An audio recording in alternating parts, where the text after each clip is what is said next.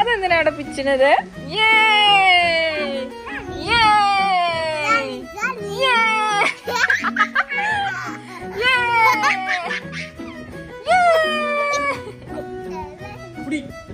ഇനി അപ്പവ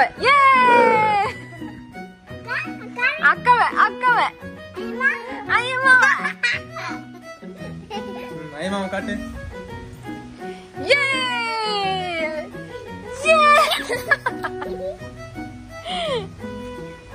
சரி வா போயிட்டு மதி மதி போயிட்டு நம்ம குளிக்கலாம்.